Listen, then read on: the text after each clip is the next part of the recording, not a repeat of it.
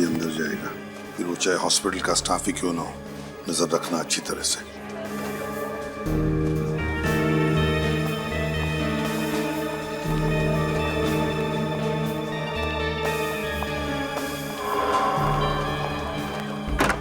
ये अंदर कौन गया?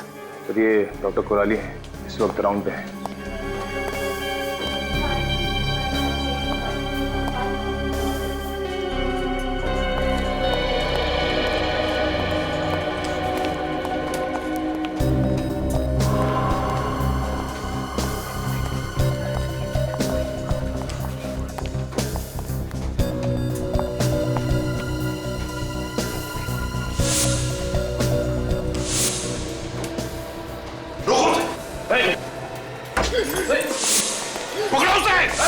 डॉक्टर को लेकर आओ, जल्दी जल्दी जाओ।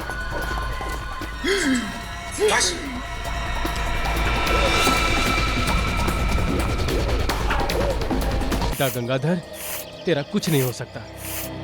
हे भगवान, ये रोज रोज का कचरा, पता नहीं कितना कचरा जमा कर देते हैं। पढ़े लिखे कहते हैं अपने आप को, इस बार को कचरे का पेटी बना डाला। ये लोग योगा करते रहते हैं। ये जरूर बच्चे होंगे जिनके माँ बाप यही सिखाते होंगे कि कचरा जमीन पर फेंकना चाहिए। रोज रोज कचरा साफ करो और रोज दुगना कचरा मेरा इंतजार कर रहा होता है। हे भगवान, कभी तो सुन मेरी, कोई चमत्कार तो कर, या यूं ही कचरा साफ करवाता रहेगा जीवन भर। कचरा कचरा कचरा, दिन भर कचरा साफ करो, सुबह आओ कचरा। कुछ तो चमत्कार कर दे।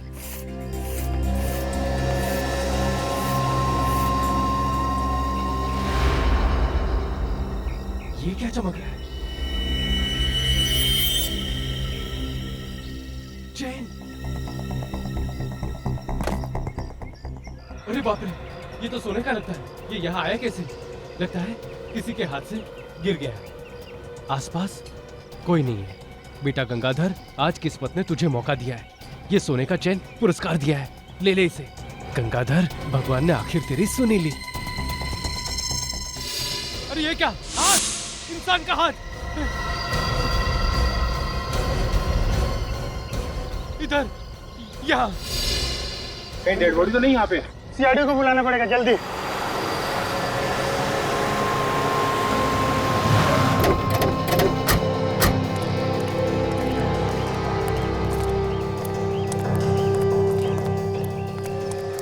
ये लोग कौन है?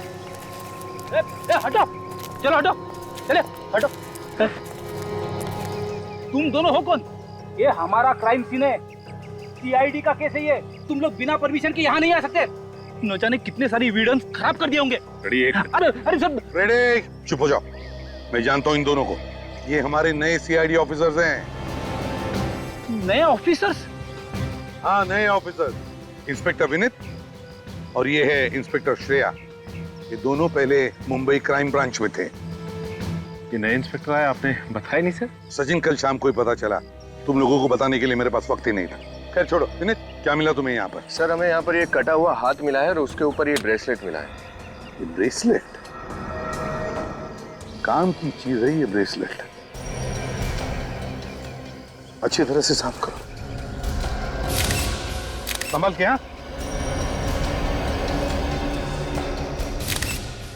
कटा हुआ सर? माय गॉड, तो इसके सर के साथ इसका हाथ भी जुड़ा हुआ है। शरीर का बाकी हिस्सा भी तो होना चाहिए आसपास। काम करो, पेड़ के आसपास देखो और कुछ मिलता है क्या। देखो।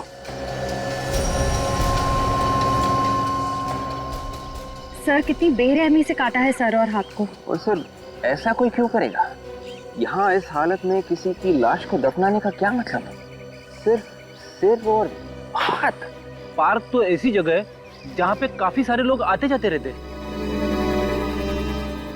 सचिन, विवेक, एक काम करो, पार्क में आसपास अच्छी तरह से देखो, कुछ मिलता है क्या।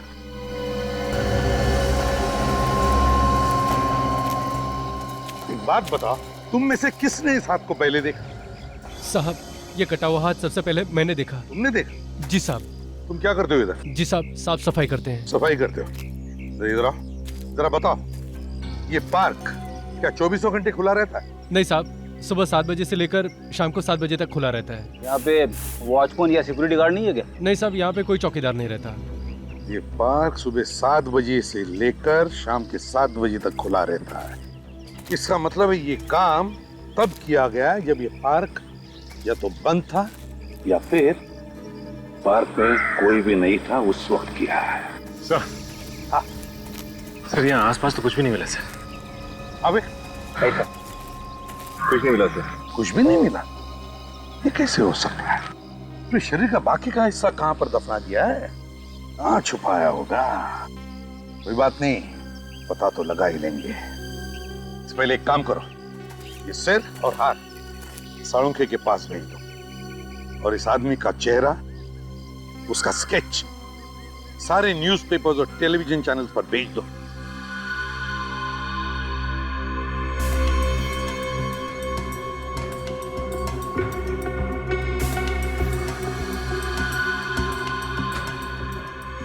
माय गॉड, ये क्या है?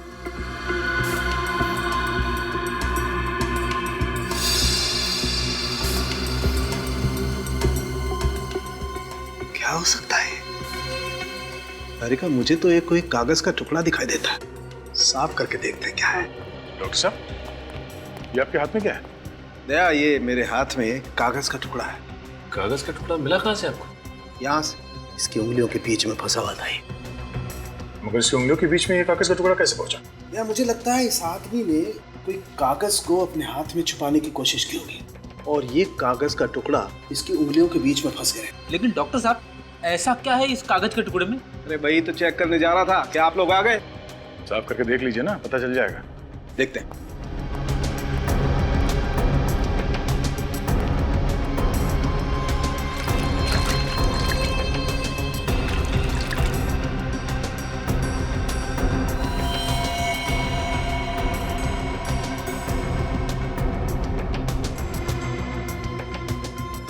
दया, ये तो कोई अखबार का टुकड़ा जैसा लग रहा है। बहुत ही पुराना अखबार का टुकड़ा। सर, इसमें फोटो जैसा कुछ है। कोई घटना या दुर्घटना की फोटो है। Right right, yes. सर, ये चौक लाइन से लगता है कि ये कोई हादसे की तस्वीर है। मगर सर, उसने ये फोटो छुपाया क्यों? कोई तो कारण होगा। इस आदमी के बॉडी के पार्ट्स हमें मिले हैं, हो सकता है उसका इस हादसे से कोई ना कोई संबंध हो। ये क्या? ये, हाँ सर, डेट जैसा कुछ है। हाँ, मतलब ये अखबार करीब 14-15 साल पुराना है। एग्जैक्टली। सर, हाँ, यहाँ पर कुछ है। क्या है? क्या है? ये देखिए, इसके जीप के अंदर एक नंबर छपा हुआ है। देखिए, जीप के अंदर नंबर। नंबर 3? सर, जीप पे नंबर 3 छापने का क्या मतलब है? ये केस तो कुछ ज्यादा ही उलझा हुआ है। पहले इस आदमी की उंगलियों के बीच में 14-15 साल पुराने अखबार की कटिंग, जिसमें एक हादसे की फोटो है, और अभी जीप में नंबर। इस आदमी का किसी न किसी जुर्म के साथ कोई ना कोई कनेक्शन जरूर है।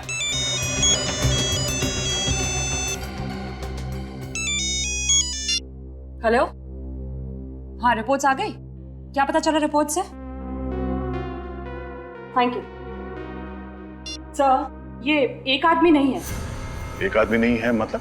ये सर किसी और आदमी का है और ये हाथ किसी दूसरे इंसान का। मतलब दो अलग अलग लोगों के बॉडी पार्ट एक ही जगह पे मिले? हाँ, पहले पेपर की कटिंग, अब ये जीप में नंबर, 2 लोगों का खून। हमें जल्दी से ये पता करना होगा कि ये 2 लोग आखिर है कौन। अरे यार, ये क्या चक्कर है? एक और झटका। हाँ फ्रेडी, बहुत बड़ा झटका। ये इस आदमी के नाखूनों का रंग नॉर्मल नहीं है, कुछ अलग है। सर, इसका क्या मतलब है? इसका मतलब ये नाखून चेक करने के बाद पता चलेगा।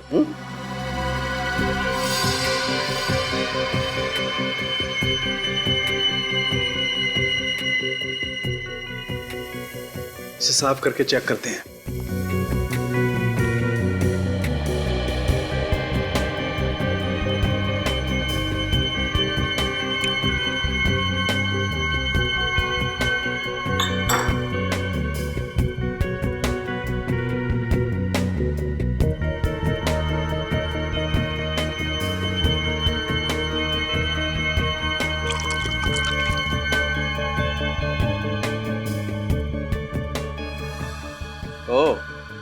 अब आई बात समझ में। क्या हुआ डॉक्टर साहब? दया, ये आदमी कोई बहुत हैवी डोज ले रहा था किसी दवाई की। कौन सी दवाई सर? वेरिऑक्सिबिन। वेरिऑक्सिबिन? हाँ दया, ये दवाई कैंसर पेशेंट लेते हैं। ये बहुत महंगी दवाई है, आसानी से नहीं मिलती है, और जब तक कोई कैंसर स्पेशलिस्ट अपने हॉस्पिटल में अपने पेशेंट को प्रिस्क्राइब नहीं करता है, तब तक ये दवाई किसी को नहीं मिल सकती। तो फिर इस शहर के सारे कैंसर हॉस्पिटल्स में चेक करना चाहिए। अबे क्या? तो औरतों ने इस आदमी का चेहरे का स्केच पहचान लिया?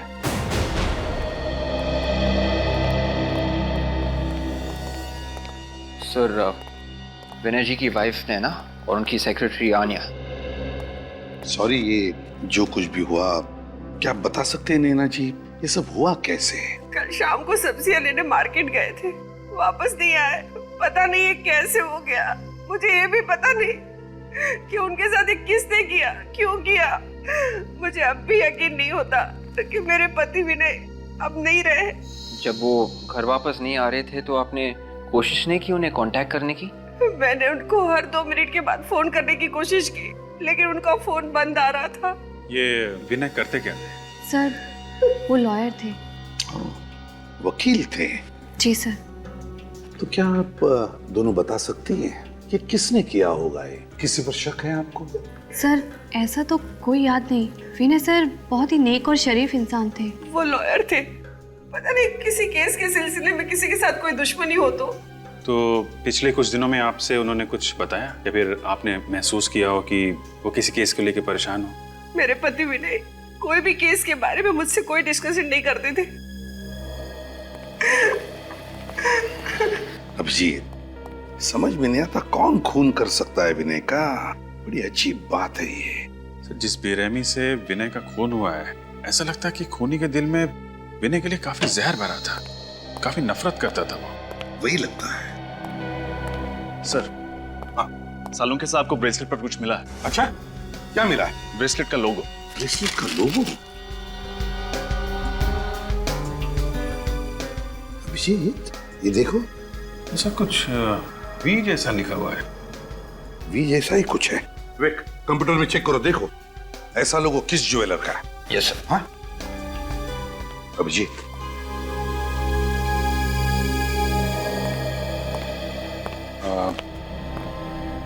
आप लोगों ने यहाँ आके हमारी बहुत मदद की है। Thank you very much. अभी आप लोग जा सकते हैं, जरूरत पड़ेगी तो दोबारा बुला लेंगे। थैंक यू सर, लेकिन आप मेरे पति के कातिल को जल्द से जल्द ढूंढ निकालिएगा। हम अपनी पूरी कोशिश कर रहे हैं, please.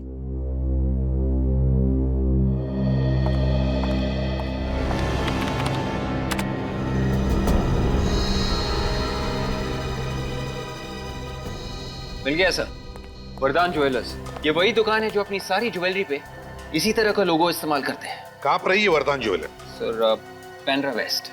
Bandra west, Vardan jewellers.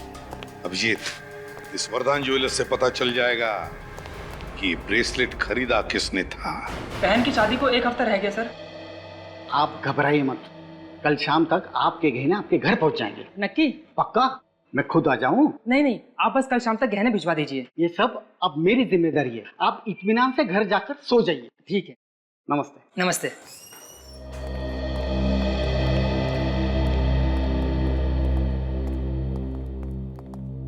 आइए सर, शादी है। नहीं कुछ देखना चाहते हैं? आइए ना सर, बैठिए। आराम ने जरा कस्टमर को देखना। नहीं, हम दिखाते हैं आपको कुछ।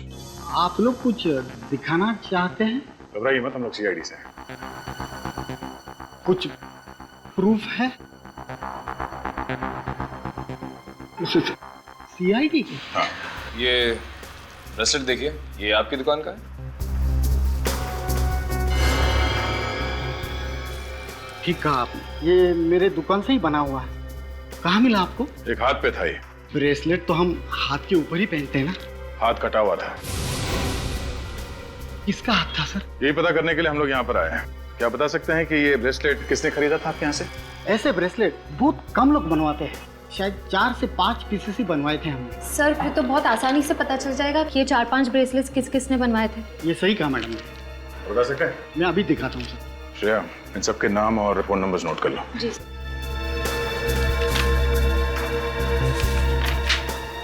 देखिए सर।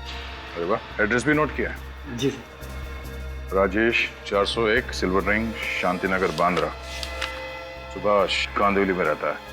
सुनील पनवेल का रहने वाला है, और रोकंडा ये बोरीवली में रहता है। इन सबके घर चल के देखना पड़ेगा। हेलो डॉक्टर, आपने अपॉइंटमेंट लिया? मैं सीआईडी से हूँ, इंस्पेक्टर फ्रेडी। हेलो सर, आप यहाँ कैसे? मुझे आपकी मदद चाहिए थी। मैं आपकी क्या मदद कर सकता हूँ? डॉक्टर साहब, आपके हॉस्पिटल में वेरियोक्साबेन नाम की दवाई यूज की जाती है या नहीं? नो सर, ऐसी कोई दवाई यहाँ इस्तेमाल नहीं होती। ये बहुत ही रेयर दवाई है। Thank you. सर ये ब्रेसलेट काफी महंगा है, इसे खरीदने वाले चारों भी बहुत अमीर होंगे। हाँ श्रेया, ये बात तो है, पर इन चारों में से ये ब्रेसलेट पहना किसने? राजेश, सुभाष, सुनील या रोकंडा? ये तो वहाँ घर पे जाने के बाद ही पता चलेगा। तुम्हारा रोना धोना सुनने के लिए मैं सीआईडी में नहीं हूँ फ्रेडी। काम खत्म करो और इसी वक्त केयर हॉस्पिटल में आ जाओ, इसी वक्त। Excuse me ma'am. यस, मुझे आपके हॉस्पिटल के किसी कैंसर स्पेशलिस्ट से मिलना है। आपने अपॉइंटमेंट ली थी? जी नहीं। सर आपका नाम? एसीपी प्रद्युमन, सीआईडी से। ओह, सीआईडी से। आप लोगों को तो तकलीफ होते रहती होगी। मैम प्लीज जरा डॉक्टर साहब को बुलाइए, मुझे जरूरी काम है। डॉक्टर चंद्रा बस आते ही होंगे। ओके। लो आ गए। हाँ जी, हाँ ठीक है, ओके। अविनीत, क्या पता चला वेरियोक्साबेन के बारे में? चलो ठीक है, कोई बात नहीं, तुम इसी वक्त आ जाओ केयर हॉस्पिटल में। ओके। एक मिनट, पहले आप मुझे ये बताइए कि ये दवा आप किस तरह से ले रही हैं? पहला डोज सुबह नाश्ते के बाद, दूसरी दोपहर को क्यों, जबकि मैंने लिख कर दिया था कि आपको शाम को लेना है। मैम आपको मालूम है आपके नाक से और दिमाग से खून आ सकता है। आप अभी और इसी वक्त हॉस्पिटल में आके मुझसे मिलिए। ये पेशेंट है ना? डॉक्टर चंद्रा। यस। मैं एसीपी प्रद्युमन, सीआईडी से। क्या हुआ? एक दवाई है वेरियोक्साबेन नाम की, क्या आपने उसके बारे में कुछ सुना है? वेरियोक्साबेन? जी बिल्कुल सुना है, और मैं अपने पेशेंट को दे भी रहा हूँ। आप ये दवाई अपने पेशेंट्स को दे रहे हैं? जी। तो मैं सही जगह पर आ गया। बता सकते हैं कितने पेशेंट्स को दे रहे हैं आप? अब तक यही कोई लगभग 3 पेशेंट्स को दिए। 3 पेशेंट्स को? जी हाँ। आप रेडी? देखो डॉक्टर साहब 3 पेशेंट्स के नाम देंगे, वो लिख लेना। अब बोलिए।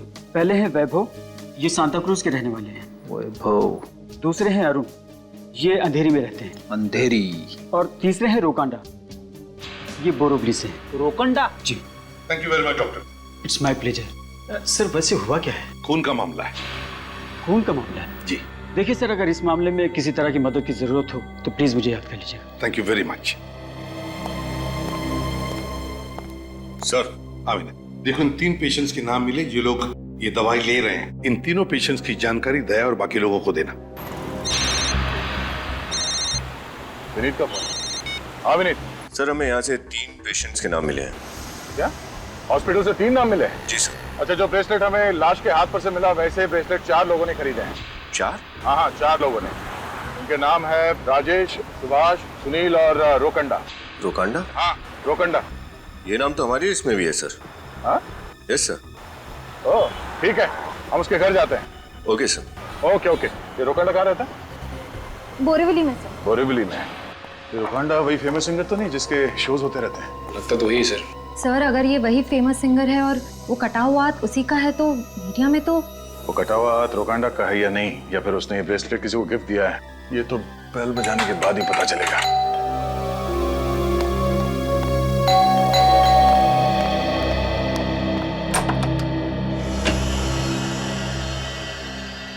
बोलिए साहब। जी कहिए, किससे मिलना है आपको? हम लोग सीआईडी से हैं, रोकंडा से मिलना चाहते हैं। रोकांडा? हाँ वो यहीं रहते हैं ना? जी बिल्कुल यहीं रहते हैं। और आप? मैं उनकी पत्नी त्रिया। कहाँ है वो? घर पर नहीं है क्या?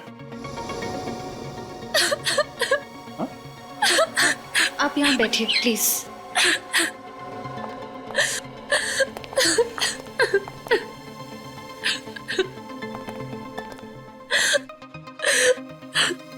आप रो क्यों रही हैं? रोकांडा कहाँ है? उनका कल से कोई अता पता नहीं है। बता के नहीं गया कि कहाँ जा रहे हैं? नहीं सर। आखिरी बार कब देखा था आपने उन्हें? कल, और आज उनका शो भी था। कितने फोन्स आ रहे हैं सुबह से, क्या बताऊं मैं, किसको बताऊं कि रोकांडा कहाँ है। इनफैक्ट उनका फोन भी बंद आ रहा है। मुझे बहुत घबराहट हो रही है सर। प्लीज शांत हो जाइए। कैसे शांत हो जाऊं सर? आज सुबह मैंने पुलिस स्टेशन में मिसिंग रिपोर्ट भी लिखवाई थी। मिसिंग रिपोर्ट भी लिखवाई आपने? गायब कहाँ हो गया?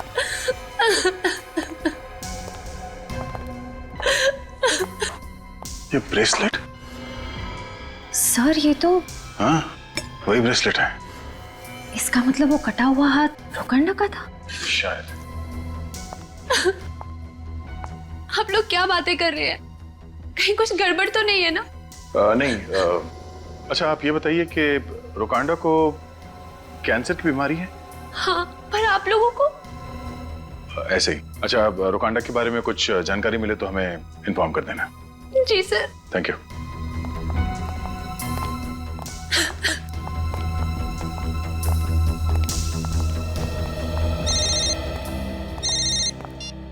हेलो।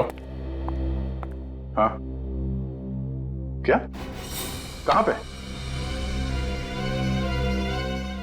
पनवेल के हाईवे पे और भी बॉडी पार्ट्स मिले?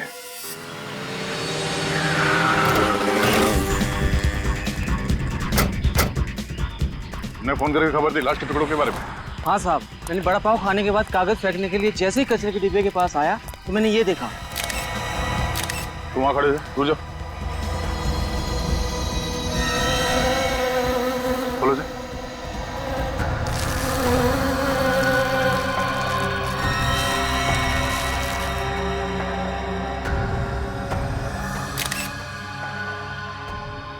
बॉडी के टुकड़े तो बिल्कुल वैसे ही हैं जैसे हमें उस पार्क में मिले थे। हाँ सर, इस लाश की हालत बिल्कुल वैसी है जैसे पहले की है। और सर बाकी का शरीर भी गायब है। खूनी ने लाश के टुकड़े को बड़ी सफाई के साथ इस प्लास्टिक की थैली में डाल के यहाँ पे कचरे के डब्बे में फेंक दिया। लेकिन सर कोई खूनी ऐसा क्यों करेगा? मैं भी वही सोच रहा हूँ। सर कहीं इन दोनों का खूनी कोई एक इंसान तो नहीं है? हो सकता है निखिल, मैं इस तरह से लाश को काट के फेंकने का क्या मतलब हो सकता है? इसके पीछे कोई ना कोई वजह तो होगी। एक मिनट जरा हाथ हटा। इसका चेहरा देखो जरा ध्यान से। सर कहीं ये रोकांडा तो नहीं? ये वही फेमस सिंगर रोकांडा है। सर इसका मतलब पहले किसी ने इसे किडनैप किया और फिर इसका खून कर दिया। ऐसा लगता है श्रेया। मुझे तो लगता है कि वो वकील विनय है, उसे भी पहले किडनैप किया और मारा है। सर जिस तरह से इन दोनों का खून हुआ है विनय और रोकांडा का, उससे तो यही लगता है कि खूनी की इन दोनों से कोई जादुई दुश्मनी है। कोई ऐसा इंसान हो सकता है जिसके दिल में इन दोनों के लिए बहुत नफरत भरी हो।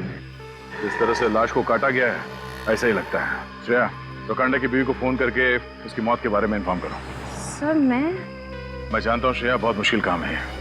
क्या करें, तुम्हारा काम ही कुछ ऐसा है, फोन तो करना पड़ेगा। यस सर, मैं समझती हूँ। निखिल, इस बॉडी के पार्ट्स को फॉरेंसिक लैब भिजवा दो। हेलो मिसेस त्रिया।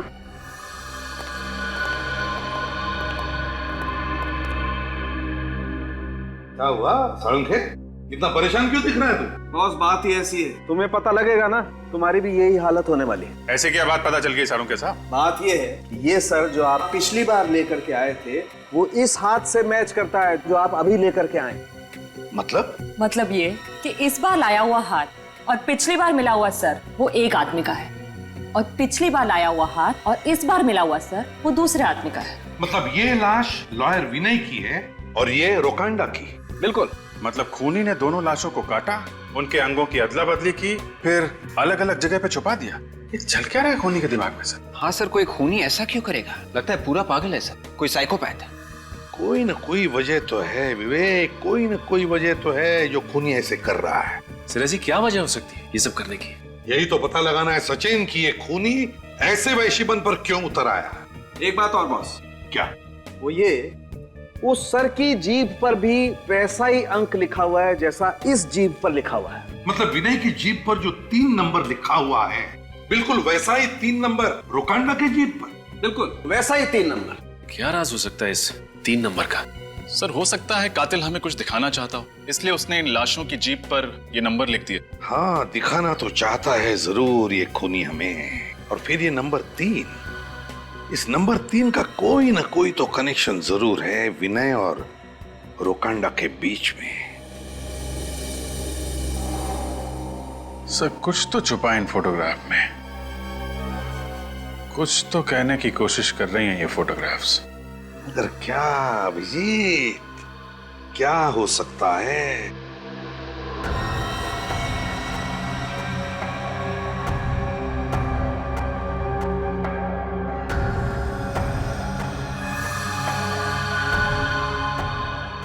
अभिजीत, बॉडी पार्ट्स को देखो, किसी खास तरीके से रखे गए हैं। कुछ समझ में आ रहा है? ऐसा लगता है कि कोई शेप दिया गया है, कोई आकार है। एग्जैक्टली अभिजीत।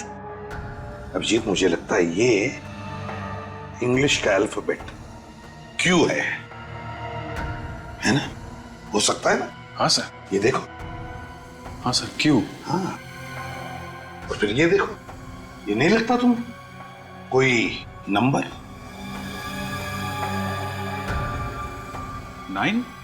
हाँ, 9। ये देखो, 9 9 9 है ना? और फिर ये 3 and 3 क्यों 933।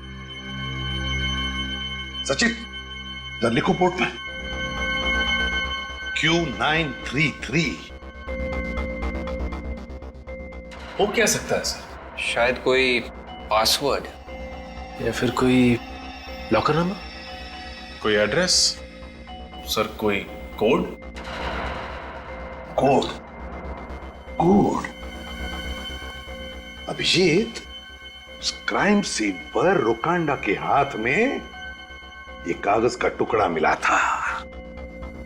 कागज का टुकड़ा, इस पर एक फिगर बनाया हुआ है क्राइम सीन का।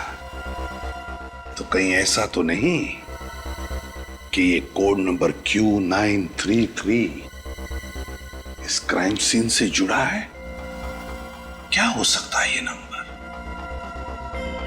क्राइम सर, कहीं केस नंबर तो नहीं? हाँ, केस ही हो सकता है। विवेक, चेक करो हमारे रिकॉर्ड में केस नंबर Q933 है क्या?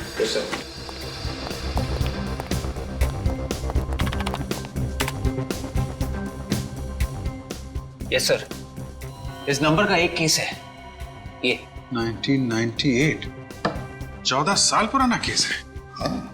सर इस केस में मुजरिम चंदू को 14 साल की सजा हुई थी सर, मर्डर के जुर्म में। चलो, और कुछ ही दिनों पहले वो जेल से छूटा। किसका केस सब? सर ये केस कोई विनय हैंडल कर रहा था सर, लॉयर विनय। विनय? सर कहीं ये लॉयर विनय वही तो नहीं जिसकी हमें लाश मिली? हो सकता है। और डिटेल्स देखो। Yes sir. सर इस केस में एक ही विटनेस था सर, सिंगर रोकांडा। रोकांडा? रोकांडा और विनय? मतलब से ये दोनों लाशें रोकांडा और विनय की इसी केस से जुड़ी हुई है, केस नंबर Q933। हाँ, फिर देखो विवेक, इन्वेस्टिगेटिंग ऑफिसर कौन था? सर कोई इंस्पेक्टर प्रकाश। प्रकाश?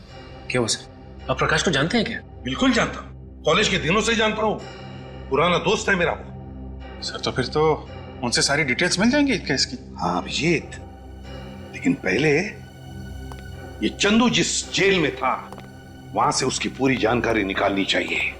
तब तक मैं इस इंस्पेक्टर प्रकाश से जाकर मिलता हूं। Excuse me. जी कहिए। हम लोग सीआईडी से, हमें एक कैदी के बारे में कुछ जानकारी चाहिए। सर बैठिए ना। नहीं ठीक है। जी बताइए, किसके बारे में आप लोग जानना चाहते हैं? चंदू। चंदू जो खून के जुर्म में यहाँ बंद था? हाँ वही। अब उसके बारे में हमें कुछ बता सकते हैं? वो किसी का खून करके यहाँ आया था और इस केस में ये साबित हुआ था कि उसने पैसों के लिए किसी का खून किया था और उसने 13 साल की सजा भी काटी थी। 13 साल? जी हाँ, और अभी 2-4 महीने पहले वो जेल से छूट के गया। अच्छा, उसकी सजा पूरी हुई थी या पहले ही छूट गया? नहीं, उसे 14 साल की सजा हुई थी, लेकिन उसके अच्छे बर्ताव को देखते हुए सरकार ने उसकी 1 साल की सजा माफ कर दी। अच्छा, सजा काटने के बाद अब कहाँ मिलेगा, कुछ अंदाजा है आपको? नहीं सर, हमारे रिकॉर्ड में उसका कोई पता नहीं है। अच्छा, कोई ऐसी जगह जानते हो जहाँ वो अक्सर पुलिस से छिपने के लिए इस्तेमाल करता था? नहीं सर, हमें उसके बारे में ज्यादा जानकारी नहीं है। पिछले 13 साल में जब वो जेल में था तो उसे कोई ना कोई तो मिलने आता था ना? सर आप विश्वास नहीं करेंगे, पिछले 13 सालों में ऐसा कोई आदमी हमने नहीं देखा जो उससे मिलने आया था, और इस बात से जेल में सभी हैरान थे। पिछले 13 साल में उससे मिलने के लिए जेल में कोई भी नहीं है? हाँ सर, सच है। और ना तो उसका कोई रिश्तेदार, ना दोस्त, ना कोई यार, कोई नहीं था सर। ये तो बहुत ही अजीब बात है। बल्कि पुलिस ने जब उसे पकड़ा तब भी वो अकेला ही था। अच्छा, उसका घर कहाँ है, कुछ एड्रेस है आपके पास? अभी तक हमको उसके बारे में कुछ पता नहीं चला। इसका मतलब चंदू के आगे पीछे कोई नहीं था। लेकिन सर ऐसा कैसे हो सकता है? कोई भी इंसान इतना अकेला कैसे हो सकता है? कोई तो होगा जो उससे बातें करता होगा। अच्छा, जेल में चंदू का बर्ताव कैसा था? वो कैदियों से बात करता था या किसी से बात करता हो? सर कुछ खास नहीं, अकेला ही बैठा रहता था, अपनी दुनिया में वो खोया रहता था। किसी से ज्यादा बात ही नहीं करता था सिवाय एक आदमी के। कौन? सर राजू चाय वाला। अक्सर वो हमारी जेल में चाय देने आया करता है। चाय वाला राजू? जी हाँ सर, सिर्फ उसी से बात करता था। कहाँ मिलेगा ये चाय वाला? सर आप आगे निकलिए और दाहिने मुड़िए और सीधे चलते जाना, उसका ठेला आगे दिख जाएगा। Thank you. Thank you sir. Raju चाय वाले के साथ बैठ के चाय पीते हैं। कितने सालों बाद आ रहा हूं मैं प्रकाश से मिलने के लिए। फिर भी सर, इतने वक्त बाद पुराने दोस्त से मिलने की बात ही अलग है। हाँ वो तो है। अरे एसीपी अंकल आप लोग आइए ना अंदर। आयुष, कितने बड़े हो गए तुम, हैं? पापा कहाँ है? वो क्या हुआ? मुझे कुछ समझ नहीं आ रहा है अंकल। क्या हुआ आयुष, कोई प्रॉब्लम है? अच्छा है आप लोग आ गए, मुझे आपकी मदद चाहिए। क्या हुआ? प्रकाश सर ठीक तो है ना? पापा आज सुबह से कहीं चले गए हैं और मेरा फोन भी नहीं उठा रहे हैं। तो ऑफिस में फोन करते उनके? मैंने ऑफिस में फोन किया था पर पापा आज ऑफिस पहुंचे ही नहीं है। हो सकता है वो किसी बाहर के काम की वजह से ऑफिस ना गए हो या फिर बिजी हो। नहीं, पापा चाहे जितना भी बिजी हो मेरा फोन जरूर लेते हैं, और अगर फोन नहीं उठा सकते तो मैसेज जरूर करते हैं। आज तो कोई जवाब ही नहीं दे रहे हैं। मुझे बहुत चिंता हो रही है अंकल, प्लीज पापा को ढूंढिए ना अंकल। आयुष बिल्कुल घबराओ मत। अरे तुम्हारे पापा एक दिलेर और जाबाज ऑफिसर है, समझे? आयुष एक बात बताओ, क्या पापा ने कभी तुम्हारे साथ किसी पुराने केस के बारे में कभी बात की थी? मेरा मतलब है case number Q933। Case number Q933 के बारे में तो मालूम नहीं, लेकिन पापा किसी पुराने केस को लेकर चिंतित जरूर थे। पुराने केस को लेकर? किसकी केस? कौन सी केस? वो किसी चंदू नाम के आदमी का केस था। चंदू? चंदू की केस? यही तो केस है, केस नंबर Q933। ये केस तो 14-15 साल पुरानी केस है और 10 साल पहले पूरी भी हो गई थी। फिर इस केस को लेकर प्रकाश। पापा का फोन चालू है? जी अंकल। इधर लगाओ। अंकल बेल जा रही है पर कोई उठा नहीं रहा है। हाँ बेल तो जा रही है, कोई उठा नहीं रहा है। फ्रेडी काम करो, प्रकाश का सेल फोन ट्रैक करो, देखो इस वक्त कहां पर है और कहां जाता है। Yes sir. ये लो बेटा। और सुनो, बिल्कुल घबराना नहीं, तुम्हारे पापा को हम कुछ नहीं होने देंगे, बिल्कुल घबराओ मत। और एक बात, अगर तुम्हें कुछ भी पता चले, कुछ भी पापा के बारे में या इस केस के बारे में, तो मुझे तुरंत फोन कर देना।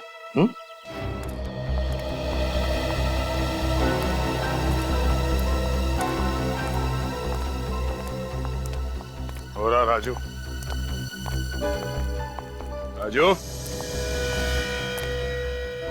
जी साहब। 4 चाय देना। चौथी चाय किसके लिए साहब? तुम्हारे लिए। सोचा तुम्हारे साथ बैठ के चाय पिया जाए। क्यों नहीं साहब, ग्राहक तो भगवान का रूप होता है और ग्राहक के लिए तो ये राजू कुछ भी कर सकता है साहब। बैठिए साहब, आइए आइए। और एक कैदी के लिए भी राजू कुछ भी कर सकता है ना? मैं कुछ समझा नहीं साहब। नहीं समझा? अभी समझाते हैं, निकल।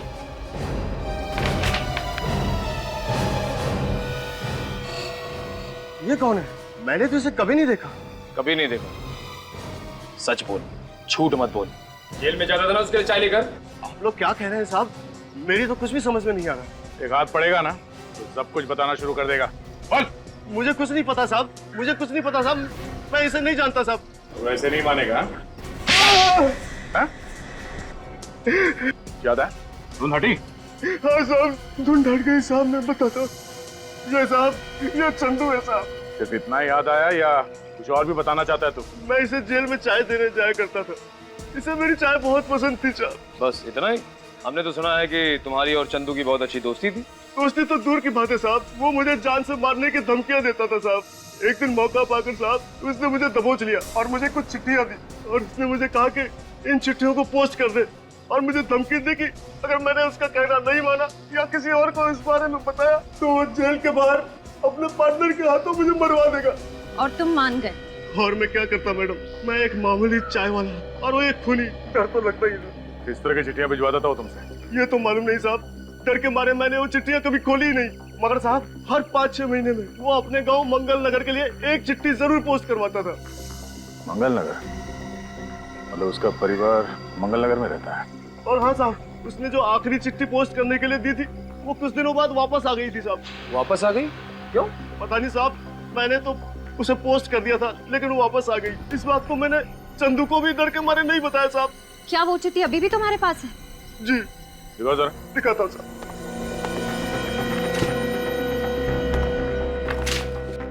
अनीता चंदू, मंगल नगर, जनार्दनगढ़।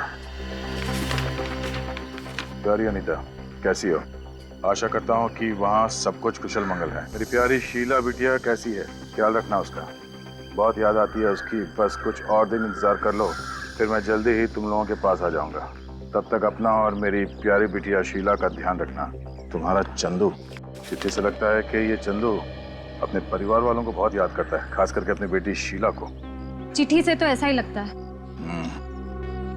मैं चंदू की बीवी और उसकी बेटी से मिलना चाहिए।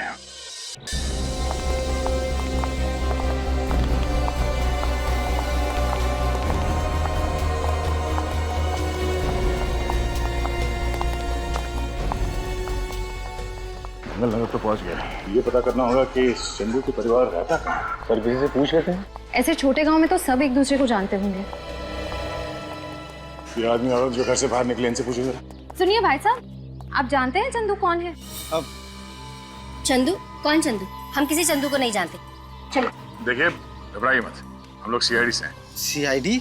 हम जानते हैं कि चंदू का परिवार इसी गांव में रहता है। सिर्फ यही जानना है कि वो रहता किस घर में है। देखिए साहब, अब हमें किसी मामले में मत घसीटिए। हमने कुछ नहीं किया है, हमने तो बस सुना है कि चंदू एक मुजरिम है और वो अभी जेल में। हाँ साहब, हम पुलिस और कोर्ट कचहरी के चक्कर में नहीं पड़ना चाहते। देखिए, आप लोग बिना बात के परेशान हो रहे हैं। डरने की कोई बात नहीं है, हम लोग यहाँ से पूछताछ करने के लिए आए हैं। आप लोगों को कुछ नहीं होगा, डरिए मत, भरोसा रखिए। सीआईडी आप लोगों की सुरक्षा के लिए, परेशान करने के लिए नहीं। देखिए भाई साहब, बस इतना बता दीजिए कि ये चंदू रहता कहाँ है? रहता है नहीं साहब, रहता था। रहता था? अब तो ना वो यहाँ है ना उसके घर वाले। कहाँ गए वो लोग? ये तो नहीं मालूम। चंदू की बीवी और उसकी बेटी शीला यहाँ रहते थे, लेकिन 6 महीने पहले ही चंदू की बीवी मर गई। बहुत बीमार थी बेचारी। और उसकी बेटी शीला, वो कहाँ गई? उसकी माँ के देहांत के बाद तो वो बिल्कुल अकेली हो गई थी। बेचारी घर बेच के चली गई। आप जानते हैं वो कहाँ है? उसका पता, फोन नंबर, कुछ भी? उसके बारे में तो हमें कुछ नहीं पता। बस शीला जाते जाते हमारा आशीर्वाद लेके गई। बहुत अभागन बच्ची थी वो। जिंदगी ने आंसुओं के सिवाय उसे कुछ भी नहीं दिया। शीला दिखती कैसी है? आप लोग के पास कोई तस्वीर है उसकी? हाँ साहब, अपने जन्मदिन पर हमारी बेटी ने एक फोटो ली थी उसकी। क्या हम वो फोटो देख सकते हैं? जी। चंदू अपने परिवार वालों से इतना प्यार करता था, उसके बाद में जेल से छूटने के बाद अपने गांव क्यों नहीं आया?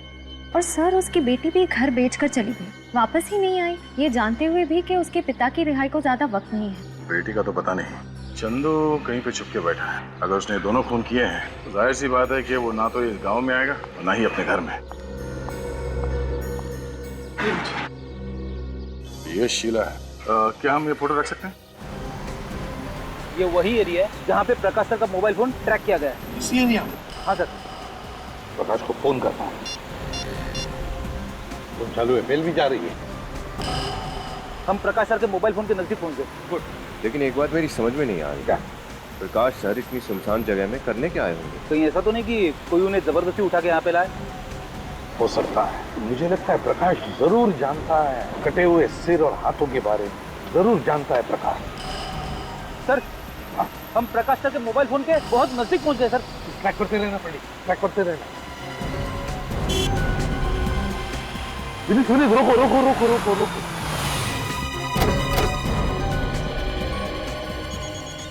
इसी एरिया में कहीं पर फोन की घंटी सुनाई पड़ रही है। आ रही है सुनाई?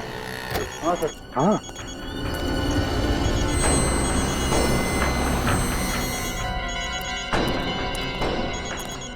देखो आसपास कहीं फोन है क्या? हो रहा फोन।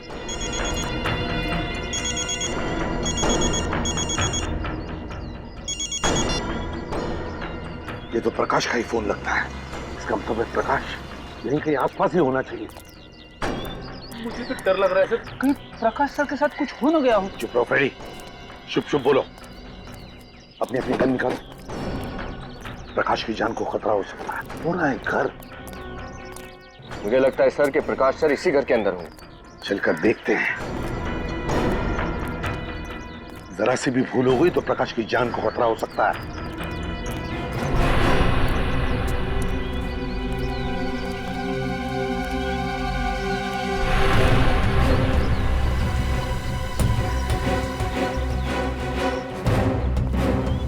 उस तरफ जाकर देखो। रेडी? जाओ पीछे जाकर देखो।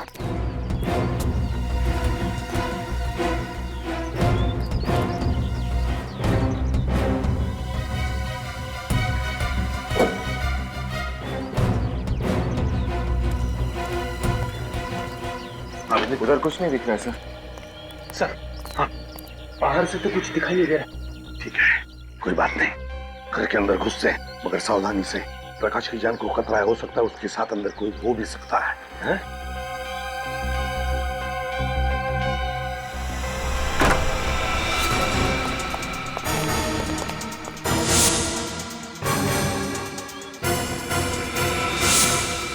सर, अंदर तो कोई दिख नहीं रहा। फ्रेडी, इस तरफ जाओ। विनीत, विनीत इस तरफ।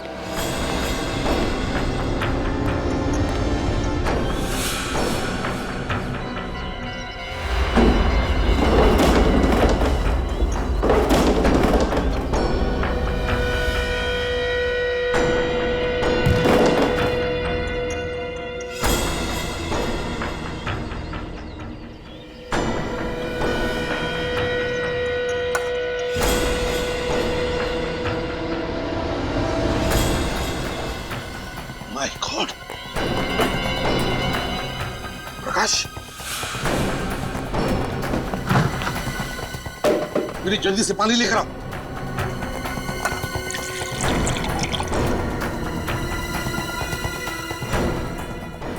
पानी।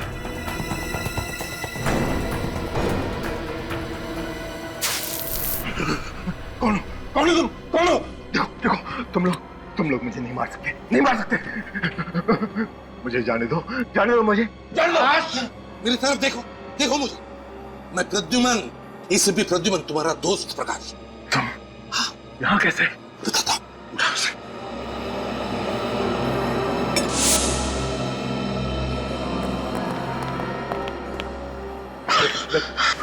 पानी पीना, ये पानी पी। प्रकाश, प्रद्युमन, बताओ क्या? कोई मुझे यहाँ ले आया और इसने मुझे बहुत मारा और फिर मुझे मरने के लिए छोड़ दिया। हम लोग कहाँ हैं? वो क्यों मेरी जान लेना चाहता है? मैंने क्या किया? फिक्र मत करो, घबराओ मत, अब हम तुम्हारे साथ हैं। जो भी है तुम्हारा बाल तक बाका नहीं कर सकेगा, समझे? तो सब बताओ, है कौन? तुम यहाँ पर कैसे आ गए? कौन लेकर आया तुम्हें यहाँ पर? मुझे नहीं पता। मैं जब ऑफिस जा रहा था तो किसी ने मुझे किडनैप कर लिया और मुझे लेके यहाँ आ गया। सर, उसका चेहरा नहीं देखा आपने? नहीं देखा, उसने मेरी आंखों पे पट्टी बांध दी थी। अच्छा, बात बताओ, तुमने उसकी आवाज तो सुनी होगी, तो कुछ याद आता है उस आवाज से? शायद वो आवाज किसकी है तुम्हें पता होगा। अगर आवाज सुनी होती तो जरूर बता देता, लेकिन उसने मुझसे कुछ बात ही नहीं की। बस वो पागलों की तरह मुझे मारता रहा मुझे, और मैं। लगता है बहुत गहरी दुश्मनी है तुम्हारे साथ उसकी। तड़पा कर मारना चाहता था वो तुम्हें, मगर हम आ गए ना। घबराओ मत, चलो यहाँ से, चलो। पापा, ये क्या हालत होगी आपकी? किसने की? बेटा, मैं ठीक हूँ, चिंता मत करो। और उस किडनैपर से मिलने के बाद तो बिल्कुल ठीक हो जाऊंगा। किसने किया किडनैप आपको? कौन था वो? एसीपी अंकल, पापा के साथ ये सब करने की किसकी हिम्मत हो सकती है? आयुष बेटा, हिम्मत रखो, हम भी उसी आदमी को ढूंढने की कोशिश कर रहे हैं। शुक्र है प्रकाश सर हमारे साथ है, सही सलामत है। हाँ, ये बात तो है, आप लोग वक्त पर आ गए, वरना वो किडनैपर मेरे पापा को। आयुष, तुम एक जाबाज पुलिस ऑफिसर के बेटे हो, और जाबाज पुलिस ऑफिसर का बेटा कभी रोता नहीं है, डरता नहीं है वो किसी से। घबराओ मत, हम तुम्हारे पापा को कुछ नहीं होने देंगे। प्रकाश, तुम्हें उन लोगों के बारे में कुछ भी याद नहीं आ रहा? जरा याद करने की कोशिश करो, कुछ याद आ रहा है? सर प्लीज कुछ तो याद करने की कोशिश कीजिए। आपकी छोटी से छोटी बात उस किडनैपर को पकड़ने में हमारी मदद कर सकती है, प्लीज। तुम लोग समझ नहीं रहे हो, मुझे कुछ याद नहीं आ रहा है। मैं बस रास्ते से किडनैप हो गया और किडनैपर ने मेरे मुंह और आंखों पे पट्टी बांध दी। फिर वो मुझे वहां ले गया जहां से आप लोगों ने मुझे बचाया। बस वो मुझे पीटता रहा और पापा, प्रकाश क्या हुआ? लगता है पापा को फिर से हार्ट अटैक आ गया। अटैक? माय गॉड, जल्दी से हॉस्पिटल ले चल। पापा।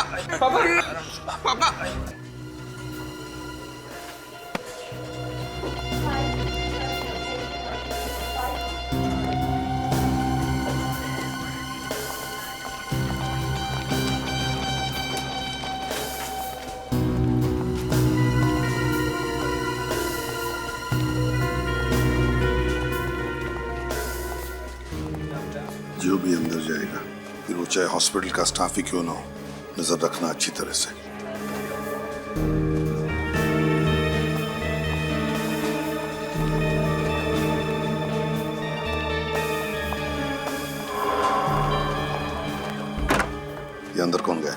सर ये डॉक्टर कुराली हैं, इस वक्त राउंड पे हैं।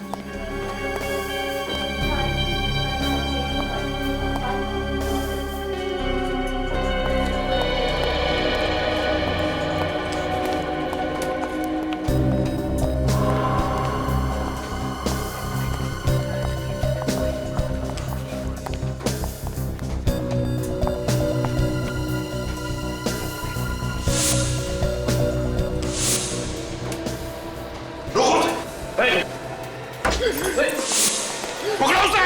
रेडी, डॉक्टर को लेकर आओ, जल्दी जल्दी जाओ। बस।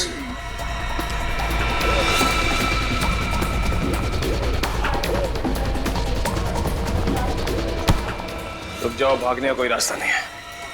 तो शीला, तो तुम हो? किस नाम से बुलाए तुम्हें? आन्या या शीला? वाह, कितनी सफाई से अपने चेहरे के साथ साथ अपनी पहचान भी बदल ली। मगर अफसोस, चेहरा बदलने के बाद भी सीआईडी से बच नहीं पाई तुम। आप ये मत समझिए कि मैं इसलिए रो रही हूँ कि मुझे अपने किए का अफसोस है, बल्कि मैं इसलिए रो रही हूँ कि मैं प्रकाश की जान नहीं ले पाई। विनय और रोकांडा, उनकी जान लेकर क्या मिला तुम्हें? क्या हासिल किया तुमने? उन्हें क्या हासिल हुआ मेरे बाबा की जिंदगी बर्बाद करके? मेरे बाबा तो निर्दोष थे। 15 साल उन्हें सलाखों के पीछे सजा काटनी पड़ी, और जब वो जेल से बाहर आए तो उनकी मौत हो गई। क्या? जेल से निकलने के बाद तुम्हारे बाबा की मौत हो गई थी? हाँ, मेरे बाबा की मौत हो गई, और मरते मरते उन्होंने मुझे बताया कि उनके साथ नाइंसाफी हुई थी। 15 साल वो मुझसे मिलने के लिए तड़पते रहे। एक अच्छे खासे परिवार को बर्बाद कर दिया उन लोगों ने। बदला तो मुझे लेना ही था, आपकी वजह से मेरा बदला अधूरा रह गया। बदला? सच पता है क्या है? सच ये है कि तुम्हारे बाबा निर्दोष नहीं थे, खूनी थे। वो खूनी, एक मासूम की जान ली उन्होंने। ऐसा नहीं हो सकता, मेरे बाबा निर्दोष थे, खूनी नहीं हो सकते। ऐसा ही हुआ। झूठ बोला तुम्हारे बाबा ने तुमसे कि वो निर्दोष है, और तुम बदला लेने के लिए निकल पड़ी। तुम्हारी बदले की आग ने 2 मासूम लोगों की जानें ली, विनय और रोकांडा की। भूल गई तुम कि बदले की आग में खुद के सिवा और कोई नहीं जलता, और मिलता क्या है? सिर्फ खालीपन और किए कर्मों का बोझ। बहुत गलत किया तुमने शीला, कानून को अपने हाथों में लिया। अफसोस, तुम्हें तो अब फांसी ही होगी।